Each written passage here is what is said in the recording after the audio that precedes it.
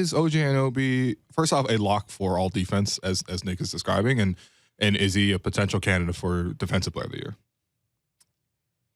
I'll start with Defensive Player of the Year and say that I guess you could say he's a candidate because I do think he's been probably one of the 10 best defensive players in the league this year. But okay. I don't think he's going to make it onto too many ballots in terms of like the top 3. He's a lock for not winning the award. Yeah. Like, and that's, again, no discredit to him. He's been unbelievable defensively this year. But I think at the top, it's kind of like Jaren and Brook Lopez sort of running away from the rest of the pack. Mm-hmm. And I know Marcus Smart won last year, but it's just always sort of been a big man's award. And you have like, you know, there's like a couple of years where Kawhi won and a year where Draymond Green won. I don't know how you want to characterize Draymond as like a big or a big wing hybrid, I guess, but defensive unicorn. Yeah.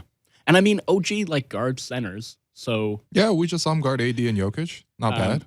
But he doesn't have that same level of impact around the rim, which is still like, even in a, you know, a 3-point heavy offensive environment, that's still the most valuable real estate on the court. And that's why big guys tend to win that award more than any other type of player. And the impact that those guys have had in that valuable real estate is just like astronomical. And I don't think you can, it's just hard to compare that to like more perimeter oriented defenders. So I don't think he's really going to be in that mix. And then like the all defense thing is so tough. And this is a conversation that we kind of touched on our pod fairly recently, but like, I would love to be able to say, yeah, OG is a stone cold lock for an all defensive team.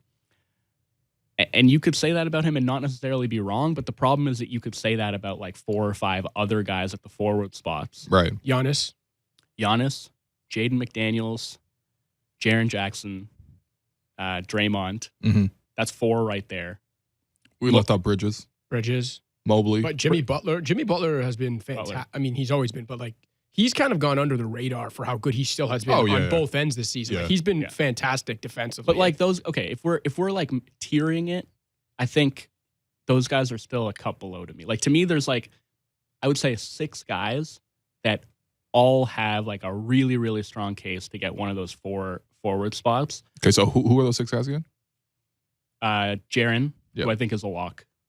Giannis, who's probably a lock. Yeah, I mean, come on. Jaden McDaniels, who I think should be close to a lock. Like, not a lot of people are really talking about him, but if you think about the versatility that we laud OG for, you get almost every bit of that with Jaden. Like, he's not as strong, so he's not going to be guarding centers as often, but he's the primary on point guards like half the time. Okay, fair. And if you're looking at guys who can like marry on-ball defense with legitimate rim protection, I don't think there's anybody in the league, save for maybe Jaren. But Jaren's still doing, like when he's guarding perimeter players, he's doing it on switches for like partial possessions, not like as the primary guy guarding Trae Young and Tyrese Halliburton for like an entire game.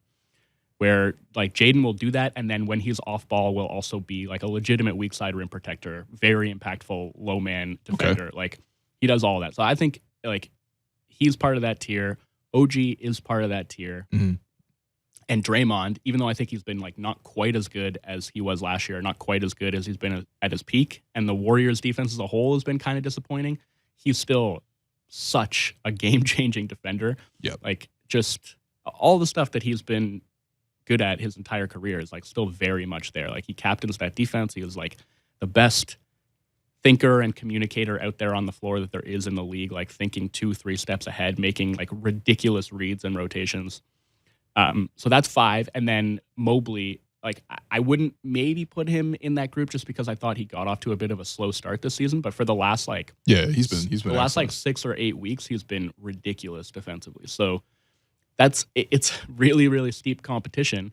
And I think OG would be very worthy of one of those spots, but I also don't think it would be some grave tragedy if he didn't make it, because there are a lot of other guys in competition for those spots that would be, equally deserving. Yeah, I think it's a locked. In my mind, I think OG is one of the 4 best defensive forwards in basketball. But I don't think it's a lock that is the general consensus. And I think that's what people have to remember a lot of times when we're talking about, oh, is this guy a lock for this award or this end of season honor, is that you have to also consider whether he's going to get the votes. And I think people around the league respect and appreciate what OG does. But if you're asking me if I think he'll end, like he's a lock to get the media votes to end up with one of only 4 spots, no, I don't think that's a lock at all. Like, again, I brought up Butler, and I'm not saying Butler's been better defensively than OG this year, but would it shock me if Jimmy Butler ends up getting more all-defensive team votes than OG Anunoby? No, not at all. And so that's why I think, like, to say it's a lock, and I get what Nick's doing. He's caping for his guy, as coaches do. I just think even though clients. Yeah, true, that too. Yeah. Even though OG deserves an all-defensive team spot this season, I think he's far from a lock.